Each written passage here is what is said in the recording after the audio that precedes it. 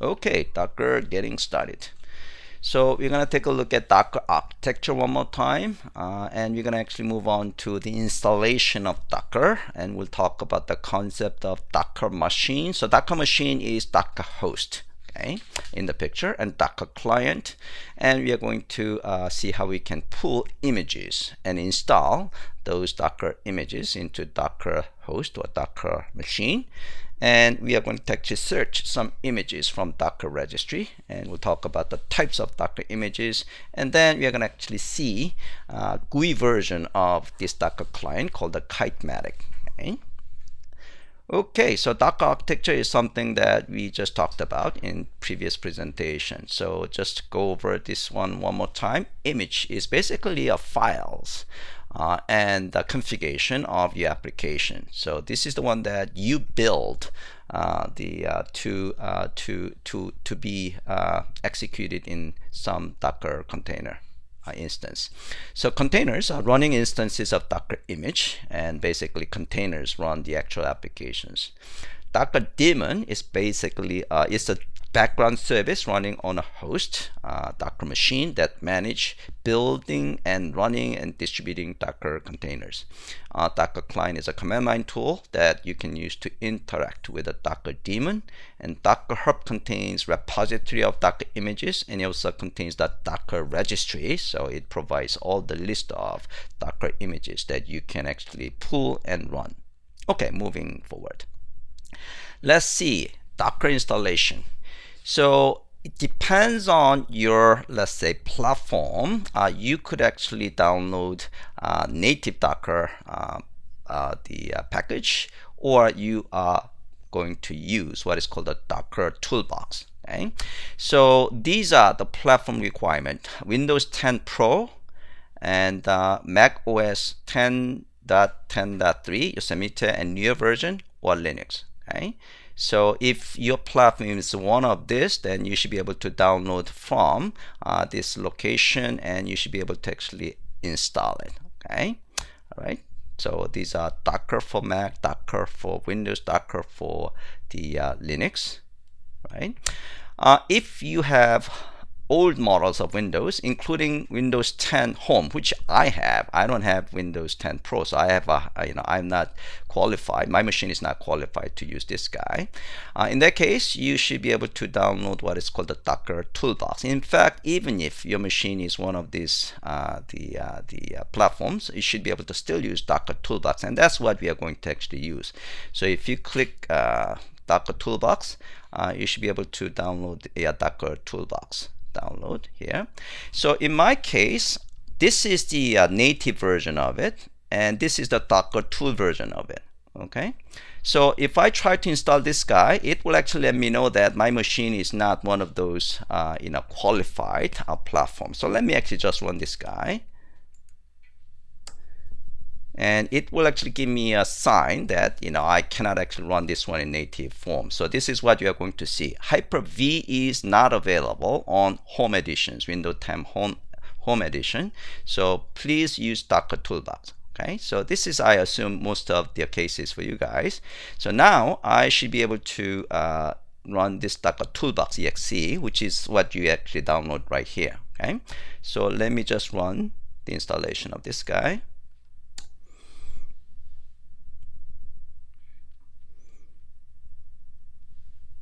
Okay.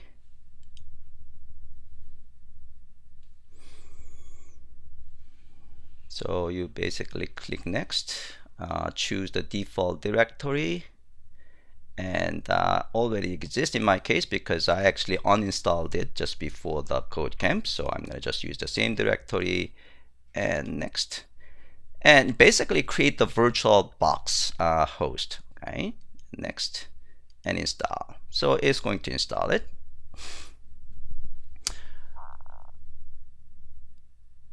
Okay, Kasim. Yeah, so in order to download the lab, you have to be a paying member of JPassion.com. So, basically you are going to go, you log in with the paying membership, and then if you go to the JPassion.com and click the last course, which is the Docker, then you should be able to download the lab here. If you're not a paying member, and you can just still watch the demos. Okay, so it still could be very useful to you guys. Okay. All right, so let's see. Yeah, it's still being installed. Okay. So once install is done, I want you to type this docker machine -v and docker-v. So once you see these two responses from these two commands, that means your installation has been successful. Okay, so I'm gonna give you guys about 10 minutes to finish this Docker installation.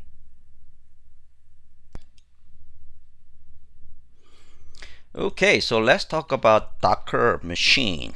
So what is Docker machine? So Docker machine is basically a tool that lets you install Docker engine on virtual host and manage the host with Docker machine commands. Basically, if you actually see the picture here, Docker machine represent this whole thing.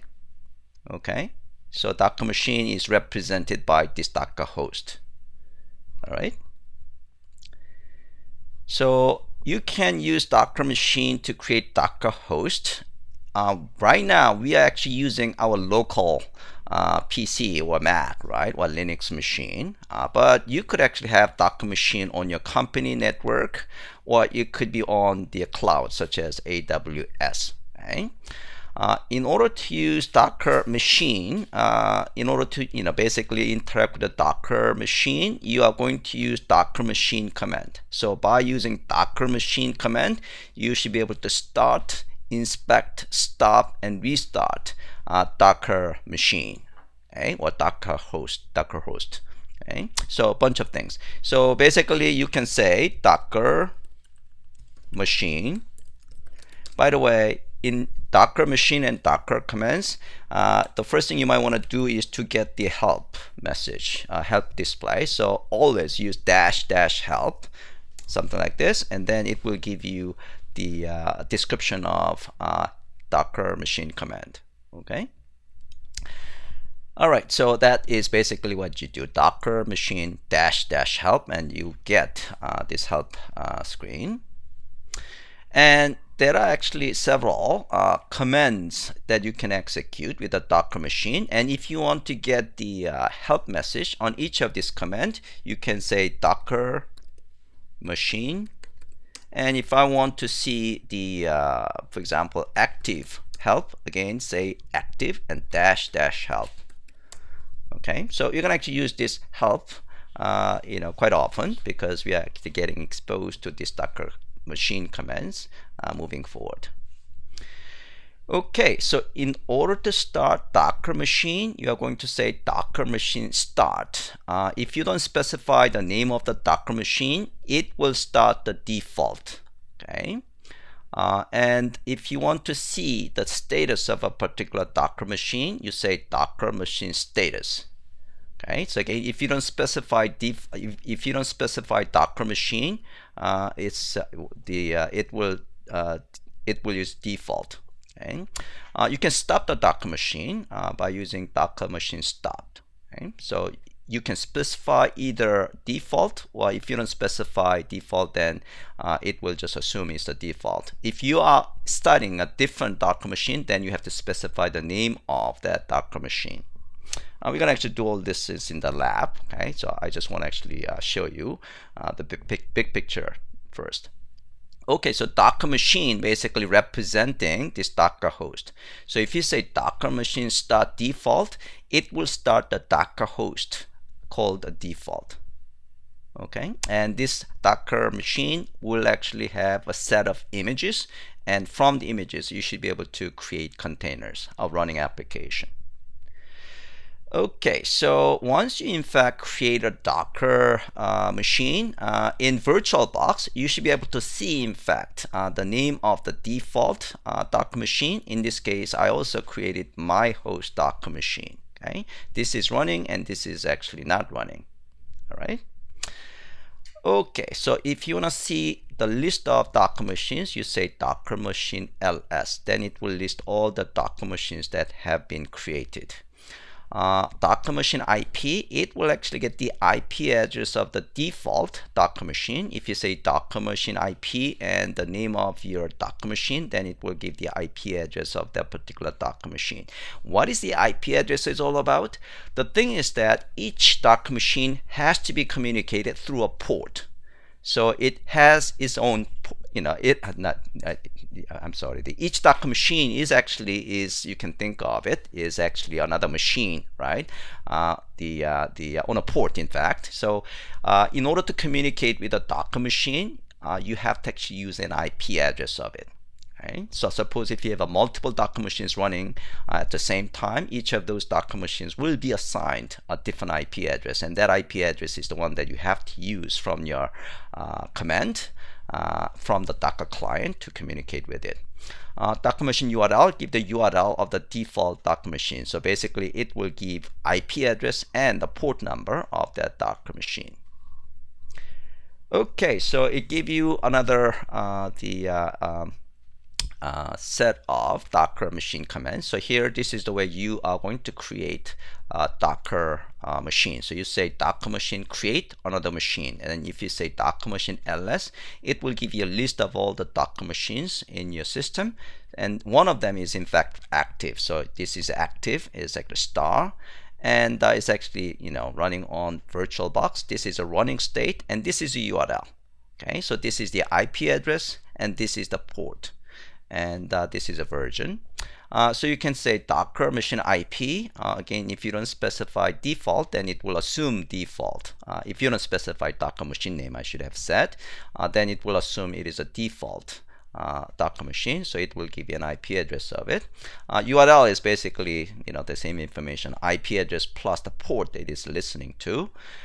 Here we can get the IP address of another machine. So here, the 192.168.99 and 101, that is another machine, Docker machine. Same thing for URL.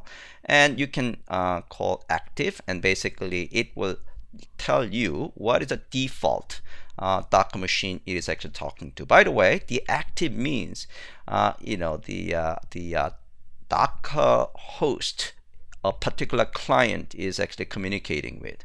Okay, so as you can see in this case, you have two Docker machines running at the same time.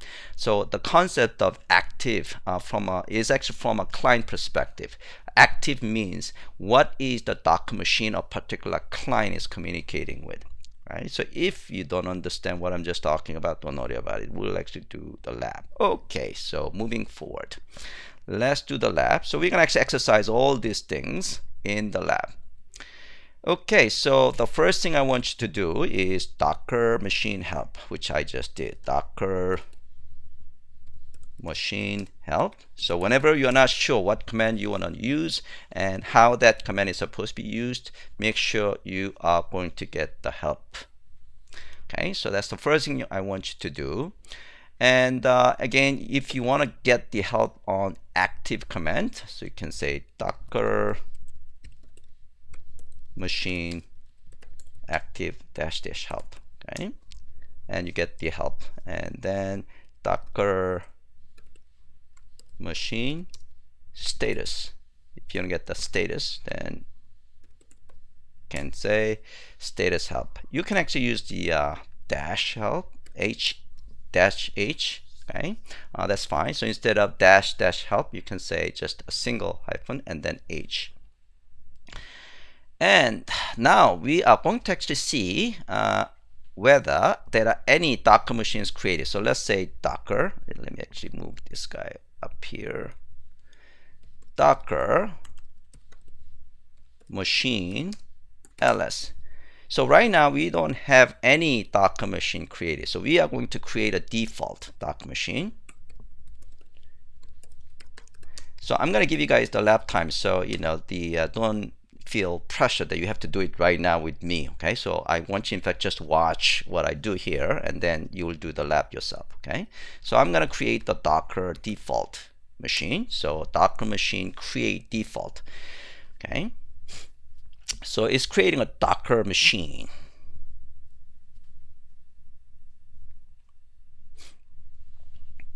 Okay, so it's almost done.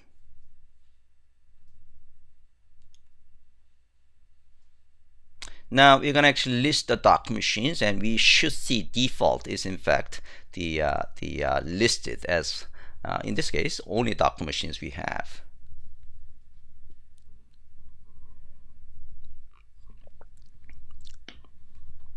And then we're going to create the another Docker machine called the another Docker machine. So then we are going to actually see two Docker machines, another Docker machine and the default. Okay, and here default is still active, meaning for this Docker client, it is actually communicating with the default Docker machine. Okay, we could actually remove the Docker machine using Docker machine remove another Docker machine, and then again, if you say Docker machine ls, we should see just one. Okay. And then the next one is we are going to in fact start and stop. So here we have default Docker machine running. So we should be able to say Docker machine stopped default. Then you can see the default is not active anymore. Okay, and then we can start that Docker default Docker machine. So we can say Docker machine start default, and then again you can see default is again active again. So if you want to see the status of a particular Docker machine, you say Docker machine status and default, and it should say running. Okay. All right, so it took a little longer than I expected, but yeah, okay, so we are going to actually move forward here. So we create a default, and again, I'm going to actually say Docker machine ls, and you should say so right now it's actually created, but it didn't actually make the default as an active. Okay, so I should be able to say Docker machine start. I can say default. Well, I don't have to say default. If I don't say default, then it will just assume I'm starting a default. Okay.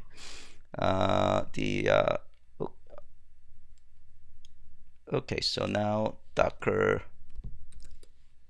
machine ls.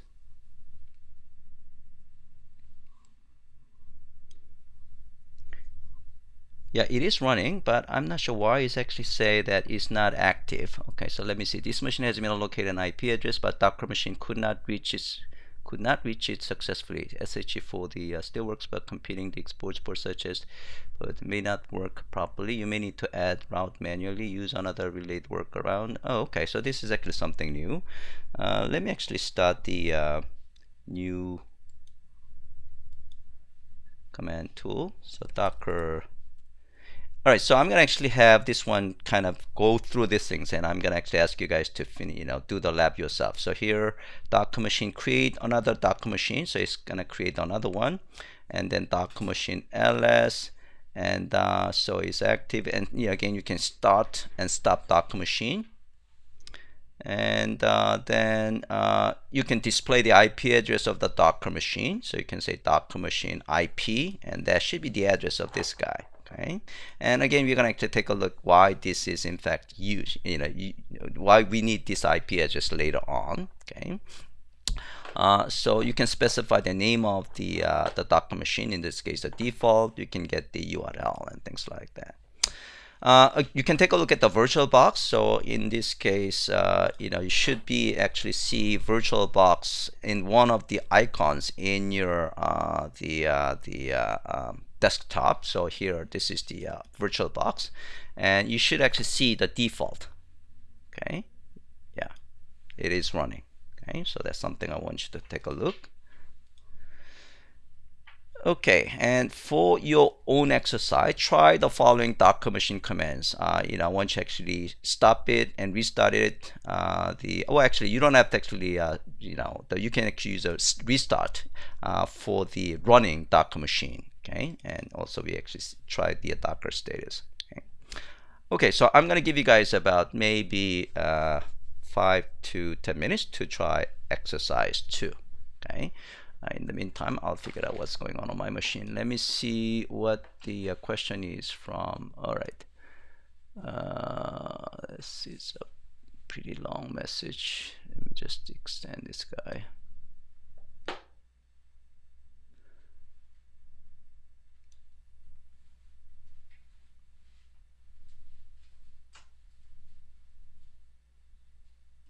Okay. So let me actually forward this forwarding to everyone. So Vikram has this problem. This computer doesn't have VTX and V enabled. Enabling it in the BIOS is mandatory. So in this case, you have to actually enable using BIOS. So meaning you have to actually restart your computer and then get to the BIOS, and then So let's see. So let me. I have This is actually same issues that when people actually kind of so let me actually get the lab documentation of Hadoop, and we got the same issues. So I actually Hadoop installation, and I think I have a picture of okay, so virtual machines dot package.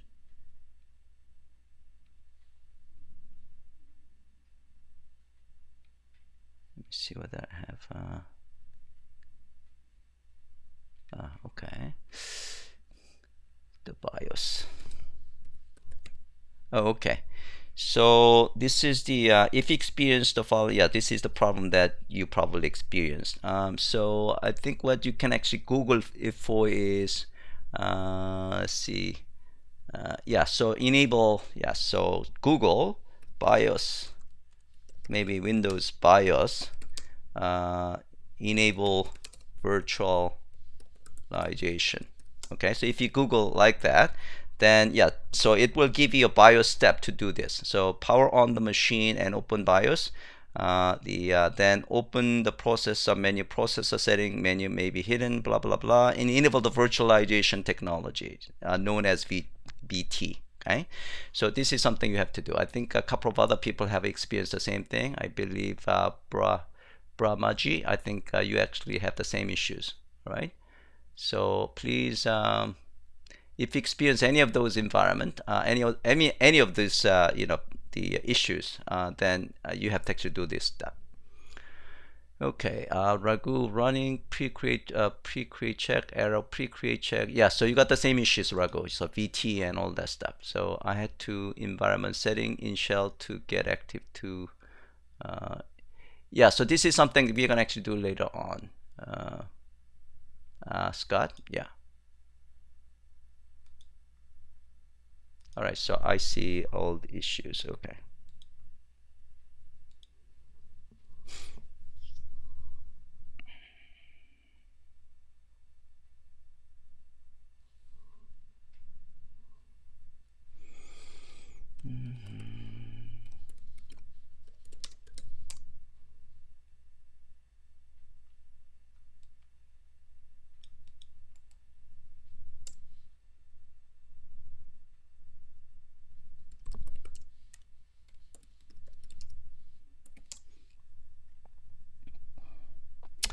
All right, so if you don't see the active, what you have to do is Docker machine env, and then so we're gonna actually talk about this one later on. Okay, so the when you actually create, in general, when you actually create it, you should actually make it as an active automatically. But if it doesn't, then basically what you have to do is you have to set the environment variable. So by saying Docker dash machine env, and then you're gonna capture this last part of it and then execute it. So this is for Windows, and if you do the same thing for Mac, it will actually give you a different command, and basically you're going to take the last line and just execute it. So right now I have a default machine as an active.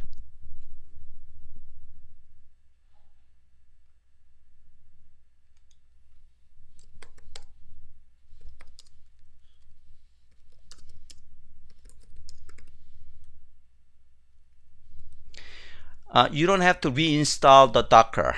Basically all if you have the virtualization problem with the the Windows platform, basically you're gonna change the BIOS, and then then you're gonna actually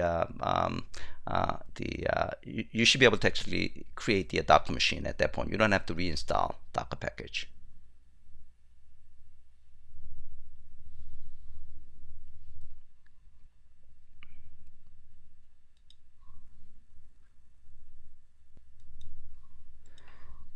Okay, now we're gonna move on to Docker client.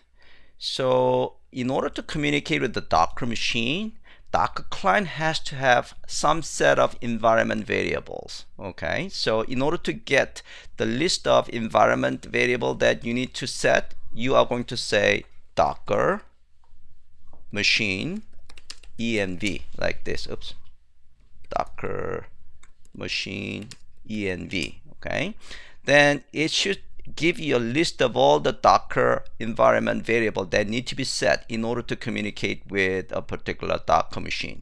And then it also give you a command that you can execute. So for Windows, all I have to do is just take this part of it and execute it, right? And for Linux and Mac, it will actually give you the similar statement and just take the last statement and just execute it. Okay.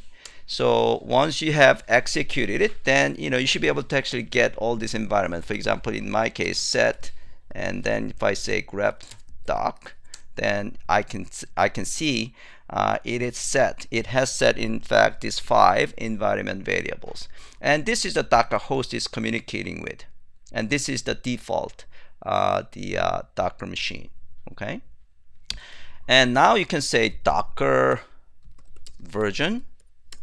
And it actually shows you both client and server side version. So this is the Docker client version. This is the server side version. And you can also get the Docker info and things like that. And it should all work fine. What we're going to do, in fact, is we're going to actually experience the problem. So for example, if I have another the command line client, and if I say Docker version, you are going to actually experience this problem. Error during connect. It cannot communicate with any Docker machine because it doesn't have any environment variable set up. Okay, same thing with the Docker info. Yeah, we're gonna actually do this one as a lab as well. So it will say, I have a problem of communicating Docker machine. I don't know what Docker machine I'm supposed to use. So again, here in this case, you're gonna say Docker machine env to find out what are the environment variables that you need to set. Again, take the last line here and set it up, and then you say Docker info, then it should work fine. And Docker info is actually giving you the information about your Docker host, Docker machine. Docker machine version, then it will give you both client version. Okay, Docker, I say Docker, not Docker machine. Docker version. Then it will give you the version of both client side and the server side. Okay, which means it can now communicate with Docker machine. Okay. All right. So this is basically what I just showed you. Docker info. Now the Docker client is basically a Docker command. So you can say Docker -- help, and you can find out all kinds of help on the Docker command. Okay. So if you want to actually get the command on the help on command of system, then you can say Docker system -- help. Okay, there is actually the Docker cheat sheet from Zero Turnaround, so you can click this guy and you can probably download this guy. But yeah, it's just for your own information. All right, so let's actually do exercise 3. So here, let's go to back here. Exercise 3 is Docker client. Okay, so again we try Docker -- help.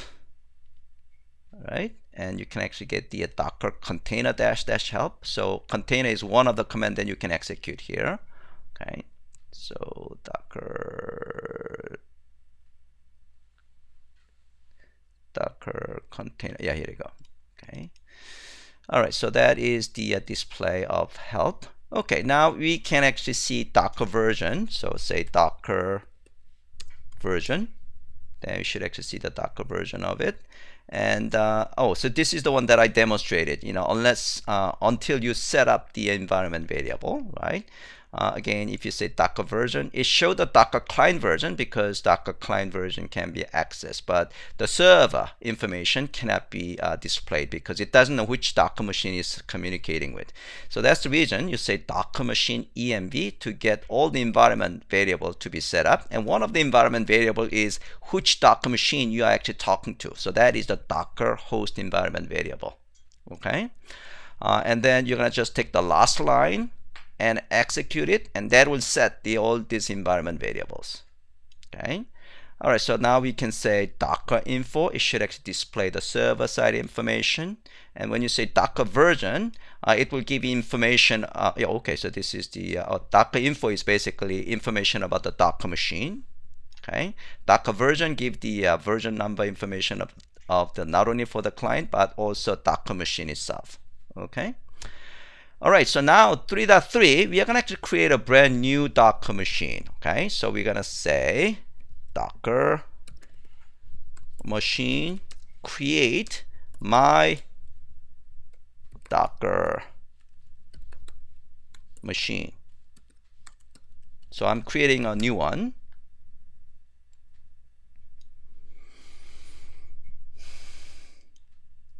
Then when we say Docker machine ls, we should actually see two Docker machines. So one is the default, the other one is my Docker machine, and both of them are in fact running. Okay.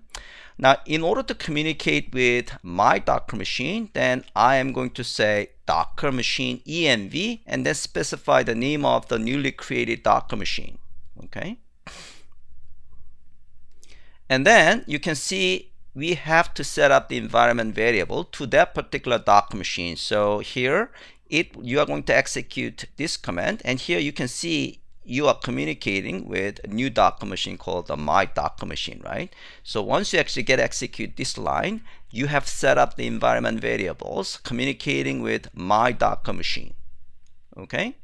All right, so in that case, you can see for that particular client, my Docker machine is the one that is active. Okay, so in our case, so I think we have actually two environment variable, two clients. So here, let's see what is the Docker machine ls. So here we are going to see. So this one is the default, is the one is communicating with. Okay, and then we have my Docker machine. Okay, I think it's still being created, that's why. All right, so let's actually try this one, Docker machine ls. Yeah, so now in this client, the default is the active Docker machine is communicating with. Now I'm gonna actually open another one. So I just want to actually demonstrate the creating another Docker machine. Okay, so I'm gonna create the Docker machine create. Oh, actually I have already created, I think. Oops, Docker machine ls, and this one, for this Docker client, I want to actually make my Docker machine as the Docker machine is communicating with. Okay, so I'm gonna say the Docker machine env, and the Docker machine I want to communicate with is my Docker machine. So I say my Docker machine. Okay, then it will give me the command that I can execute in order to set up my environment variable that is needed by the Docker client to communicate with this Docker machine, my Docker machine. So I'm going to just take that guy and execute it. All right. Okay. All right. So now if I say Docker machine ls, you should be able to see my Docker machine is now active for this guy. So whenever I'm communicating with the Docker machine, my Docker machine is the one that this guy is communicating. So I have two Docker client, one here who's actually communicating with the default. So if I say Docker, let's see, what is the I'm going to say Docker status default. Yeah, so I should say Docker active. Then it will actually tell me, oops, what is the Docker command? Docker. There is actually command to find out what is the oh, here you go, Docker machine active. Yeah, that's the command I should actually use. Docker machine active. It will tell me which Docker machine this client is communicating with. So this is communicating with the default, but this one, if I say Docker machine active, then it will say my Docker machine is communicating with, and that's the one that is active. So the term active in this case does not mean a particular server is active or something like that. It's talking about the status of the client, Docker client, who's actually communicating which Docker machine is communicating with. Okay, so for your own exercise, I want you to create your own Docker machine called your own Docker machine, and then create a Docker client. Basically you're going to create you're going to actually open new terminal window, and then you're going to actually set up the environment variable. Okay, and then you just verify which Docker machine is in fact active by saying Docker machine active.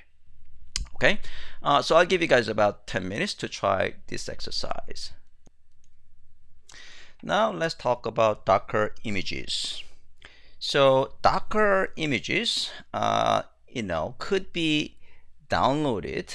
It's called pulled or downloaded from Docker repository into Docker machine. And once they are downloaded, they are actually kind of locally installed in the Docker machine. Okay. So when you say Docker images, it will list all images that have been downloaded in the local Docker machine. Okay, and for now we have not installed anything. So when you say Docker images, we should see nothing. Okay. So these are the commands that we're going to actually play around. Docker images will display all the Docker images that have been locally installed. If you say -q, you know what? I'm going to actually move forward to the lab instead of actually explaining these things. You should actually do the lab. So exercise 4. So if you say Docker, let me just move this guy to all the way down here. So let me just move up this. Docker images. There is no images available, or actually meaning installed on my machine. By the way, whenever you are executing Docker command, you might actually see these things, time blah blah blah, and the system certificate pool blah blah blah, system root pool is not available for Windows. So don't worry about this message. Okay, so it is kind of benign message and should not impact whatever we do in our lab. Okay, so just ignore it. So for now there is no images. Okay. So we are going to pull Alpine Linux image. This is the slim Linux image that is created by someone else, right? So we can say Docker pull.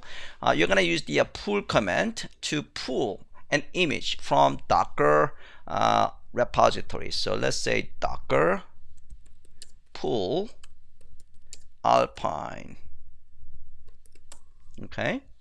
So it's going to pull that image. You can see it pulling library Alpine blah blah blah, and it's downloaded. Now if I say Docker images, then we actually should see the Alpine.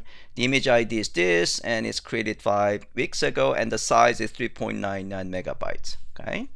Let's actually try to download the Ubuntu as well. So here I'm gonna say the Docker pull Ubuntu. Ubuntu is a little bit big. I think it's Ubuntu. I think it's about 250 megabytes or something like that. Okay. All right. So it's 130 megabytes. So once you have pulled Ubuntu, then when you say doc images, you're going to actually have 2 images locally installed on your machine. Okay. Let's try to install the JRE. So these are all names of the images. In general, we're going to actually talk about this one later on. The image name is the name of the user who created and the name of the image. So that's the typical the name of the image. So here we are going to actually say, I'm going to just copy this guy, Docker pull, like this. All right. and then it's going to then when you say doc images, and we should actually see 3 images. Okay, you can remove the image by using docker image remove and the name of the image. Okay, and then you can verify again. If you say doc images, then you should be, you should be able to see that Ubuntu is now removed. Okay, you can also use this command docker rmi and then the name of the image. So this command is also is allowed to remove an image. Okay, now inspect an image. So when you say inspect image, basically I want to see all detailed information about the particular image. That's basically inspect. So I say docker. Let's actually get all the images list first. All right, so I'm gonna say docker inspect, and then I'm gonna see Alpine image, and basically give you all kinds of information about that image. Okay, for example, container configuration, and let's see. Yeah, so this is pretty straightforward. Okay, let's see the Oracle JRE image. Then you're going to see some actually what you call is the layers. So image is basically it's like onion, they say. It's actually basically this is the initial image, and then you add another functionality and things like that. Okay, so in order to find out how a particular image is made up with, you can say docker history, and in this case, if I say docker, let's try this one. So you can see this is the detailed information here. So basically this is representing an image. On the top of it, it executes this entry point command, this some kind of command, and basically each of this one will be in fact another layer on the top of the previous layer. Okay, so in fact each of this represent a layer.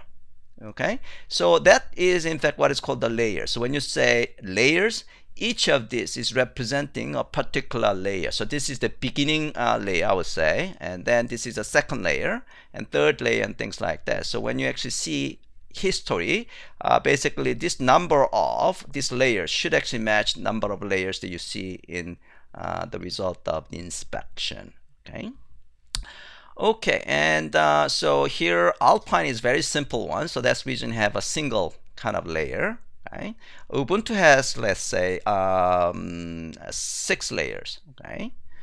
All right. So now you can actually call prune to remove unused images. What happens is that when you actually downloaded the image, basically it creates this bunch of intermediate images, and those are called sometimes dangling images. Okay. If the last version of, suppose I actually have Ubuntu is basically pulled and installed, and if I remove Ubuntu, there could be some images being actually downloaded initially by Ubuntu, and it's also being used by someone else. So those images are not actually being removed when you actually remove Ubuntu. So in those cases, those are called dangling or unused images. So if you want to actually remove those things, you can say docker image prune.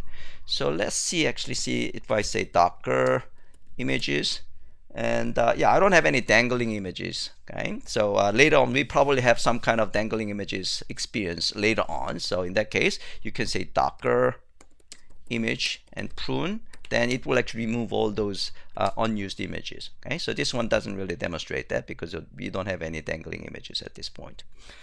In order to remove all images, you can actually use the kind of PowerShell command. So by the way, if you say docker images, it gives you all this information. But if you say docker images -q, it will just give you the image ID. Okay, and you can specify just image name or image ID in order to remove it or reference to it. So if I can say image docker inspect. If I want to inspect particular image, I can say Alpine, or I can just give image ID like this.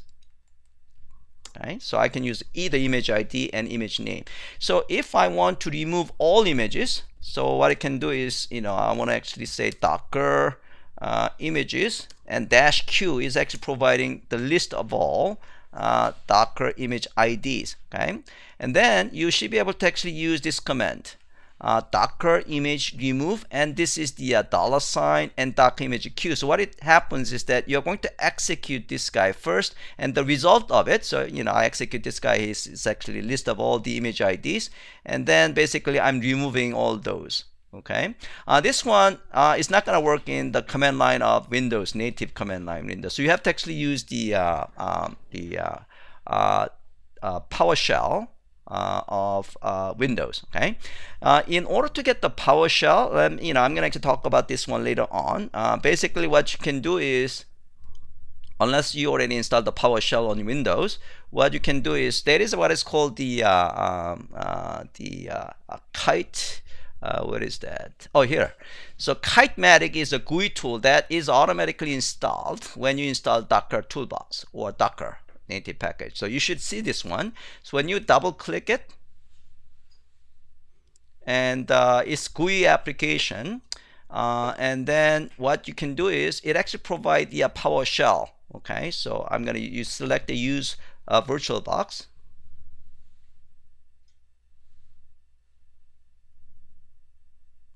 And then you can log in if you have an account in the Docker Hub. In fact, when you're actually posting or pushing your image to Docker Hub, you have to actually create an account. Okay, so you have to have an account. So I want to actually sign up later on, but for now we can just skip it. And it gives you all kinds of, let's say, so basically you can search all the images. Okay, and this is what I was actually trying to show you. So if you click Docker client, it will give you a PowerShell window, and it already actually executed. So I think I opened 2. Okay, so just click this guy. So if you say Docker info, it already actually set all the environment variable for us. Okay, so in this case, so if I say Docker images, all right. Oh, why it doesn't have Docker images?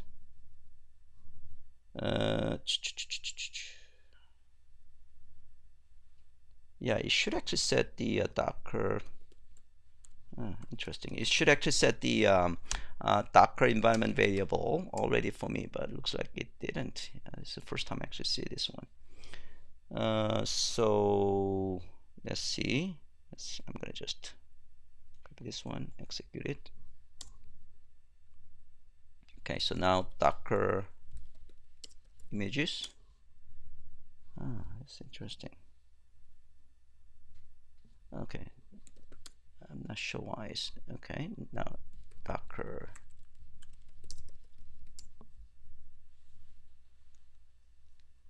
unable to use system. Yes, so Docker machine ls. Okay, so it is actually using default, but I thought I actually have a few the Docker images. So I'm gonna actually go back here, Docker. Oh, this is the one.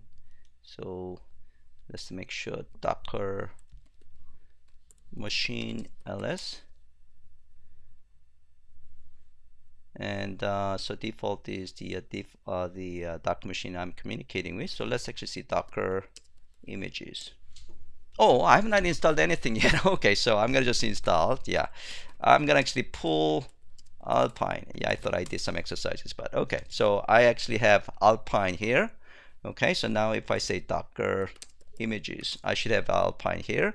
Now, if you want to actually remove all images, I'm gonna actually install the Docker Ubuntu as well. Docker pull Ubuntu. Okay. All right, and then you should be able to remove all images using the $ command, and that you have to do it within the PowerShell. Okay, so the command is something like this: Docker image remove and $. Let me actually show the all the ID first. Docker image -q, right? -q, and it will give you all the Docker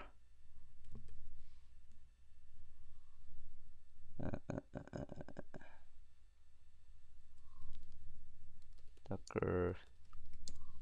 Oh, Docker images. Sorry about that. Yeah. So basically, so this is the list of all the Docker images. And if I want to remove all this, I say Docker image remove, and then $, and here I say Docker images -q, like this. Then it will remove all the images. So now if I say Docker images, then I have nothing. Okay. So here, if I try to execute that command in the regular window command, it will not like it. So if I say Docker the image, it's for now we shouldn't have any images, right? So Docker, because we removed them, Docker image remove. If I use this command like this, Docker image -q, yeah, it will have some syntax error. Okay, so it doesn't know how to deal with it. So you have to use the PowerShell to do that. Okay. All right. So that was basically what I just showed you here. Okay.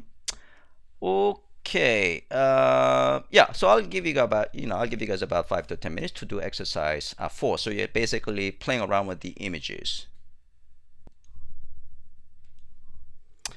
The last one is Docker images in the registry. So in order to search for a particular image, you can say Docker search, and it will go to Docker registry and actually give you information about any image that contains the name. Okay. By the way, the name of the image usually is going to be username / image name and version. However, Docker community, the community has a set of official images, and those images do not have to have a username. So it's just to have the, the image name. So when you say Alpine, so for example, Docker search Alpine. So this is one of the official image which doesn't have a username, but so that is the official Alpine image. But there are other Alpine images that are created by other people. So this one actually contains Alpine and Java. So it does have this username, ANAP, SIX, and things like that. Okay. So you can search for any Ubuntu related images. Okay. So the first one is the official image, and rest of them are basically images uploaded or pushed by other people. Okay, so registry is basically the internet website where all informations of the images, readily available images are they maintained, and also it contains those images as well. So when you say Docker search Ubuntu, it will actually go to the Docker registry and actually find all the Ubuntu related images. Types of images. So official image versus user image. So as I said, official images are Docker sanctioned images. Okay, so these are kind of fundamental images. People actually use it all the time as a base image. So they are not prefixed by an organization or username because those are official images. So in the list of images above, Python, Node, Alpine, NG, INX, or Java, all those are examples of official images. User images are the ones that are created and shared by users like you. So they basically build their images using some base image, typically official image. Okay, and they add new additional functionality. So when they create an image, they are going to actually use other commands to actually create a new image on the top of the base image. Okay, so if you remember, when you say Docker inspect a particular image, there are like 6 or 7 commands. Each of those commands are actually used to create a new image on the top of the previous one. Okay. Okay, so these user images are typically again in the form of username, user ID / image name. Okay. Again, a base image and child image. Base images are images that have no parent images, such as the Ubuntu, Alpine, and Debian, and those are base images. They are not built on the top of any other image. Child images are images that are built on the top of other images.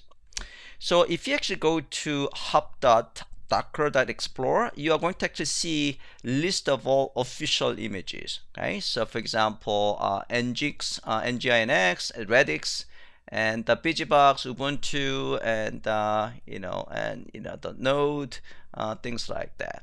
Okay. Okay, so that is that. And you can actually you can see the history of the image, meaning how it gets created. So basically, this is the initial image, and then on the top of it, it execute this guy, it create the the another image on the top of it, things like that. So in this case, this static site from this user is created with this set of commands. So we're gonna actually talk about the concept of Docker file, and Docker file is the one that each image has, specifying what layers is actually used to build up that image.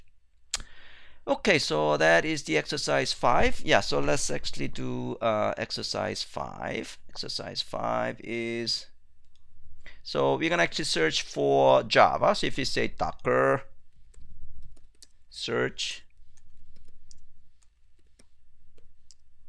Java, you're gonna actually see bunch. Okay, so Java, this is official image. Okay, in general, when you try to decide which image you want to use the minimum size. In this case, Java itself is a JDK. It's like a 640 megabytes. Okay, if you want just the JRE, then you might want to use a JRE rather than Java. Java is a JDK, which is huge.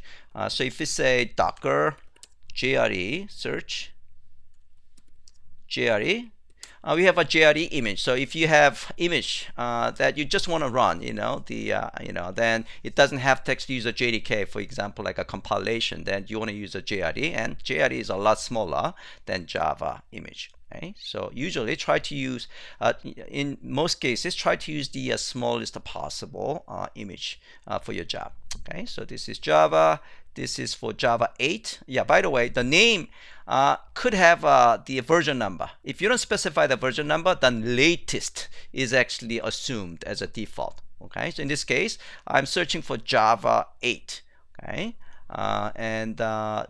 or you can say Java latest, then it will actually try to search Java latest version.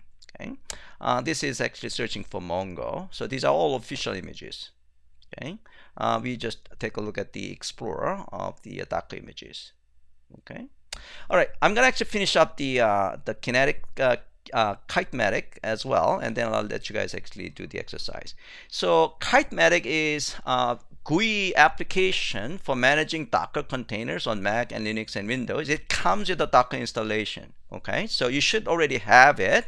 So I think we already actually play around this guy. So you can search for images here. So if I say JRE, then it will give you all the JRE images. If I say Java, then it will give you all the Java images. And if I say Java 8, this is Java 8, Java 7, Java 6, whatever. Okay, or if you search for Mongo, it gives you all, this is official Mongo image, and then we have a bunch of other images created by someone else. Okay, all right, so that's height. And also if you want to actually find out more information about these images, you can certainly go to let's say I can go to let's see,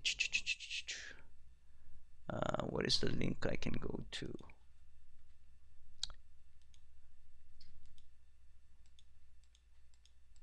Oh, here you go. Okay, selected latest view on the Docker Hub. So if I want to see more information about a particular image, I can click that guy and give you, detailed information about that particular image. Okay, and if I want to see the Docker file, we're gonna actually talk about the Docker file later on. The Docker file is the one that actually specifies, this is the instruction for creating that image. Okay, so you can find out the contents of a Docker file or particular image and things like that. Okay, so I'll give you guys about the 5 to 10 minutes to finish up exercise 5 and 6.